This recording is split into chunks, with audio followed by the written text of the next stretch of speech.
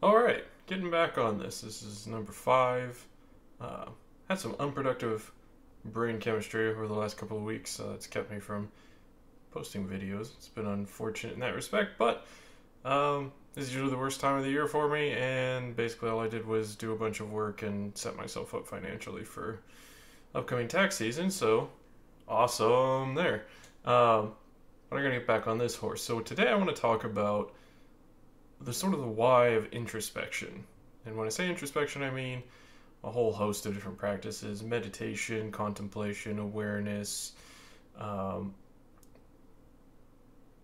certain types of prayer. I'm trying to think of the name that's really hot right now. Mindfulness, there we go.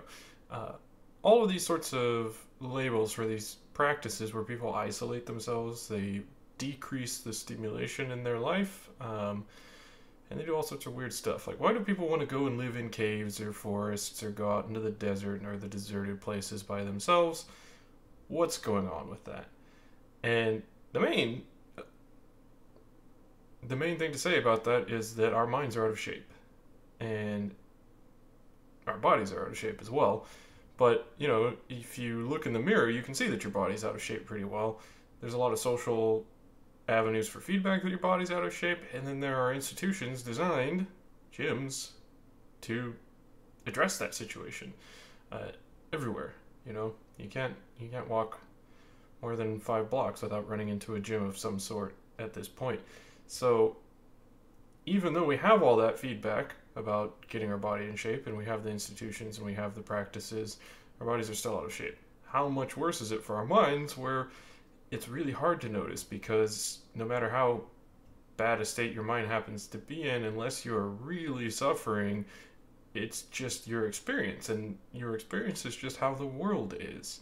So, for most folks, there's not a lot of avenues for constructive feedback that there's something to be worked on there. But for some folks, for whatever reason, they get the message, hey, things are a bit of a mess, I need to work on this. And what they come to eventually is, oh, I need to take some time out of the dynamic of life, create an environment where I can really focus and get some stuff done. And the nice thing about the mind is that it actually has self-repair mechanisms. So most of the benefit of introspective practices actually just comes about by getting out of the way and letting the mind repair itself. So you sit down, you find yourself a quiet space and a bare patch of wall. If you just chill for long enough, your mind will start fixing itself. Uh, when I speak to people about these sorts of practices, the number one thing that comes up is, what am I supposed to be doing? Well, I sit down, but I think I'm doing the wrong thing. And it's really, if you're there, there's no wrong thing. Um, if you just wait for long enough, it'll take care of itself. So getting there is really already success. That's already victory. There are things that you can be doing, but the bulk of the benefit is going to come from not doing anything at all and just experiencing that poverty of stimulus, getting all of the distracting elements of life sort of out of the way for just a moment, so that a little crack can open up in your life experience and you can get the information coming from your innate faculties of intelligence that'll fix things up for you.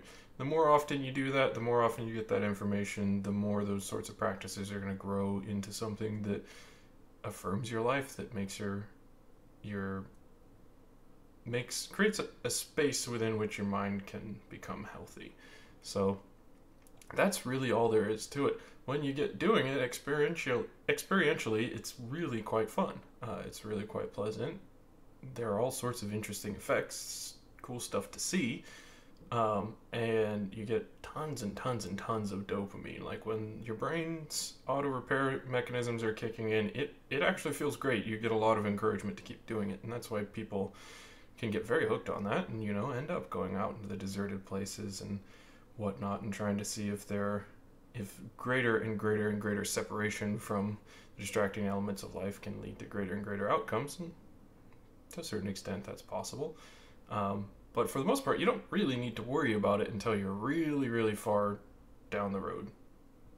Uh, in the short term, just step away from life for a moment, find a bare patch of wall, stare at it. Eventually, you wait, good things will come. Give it a shot.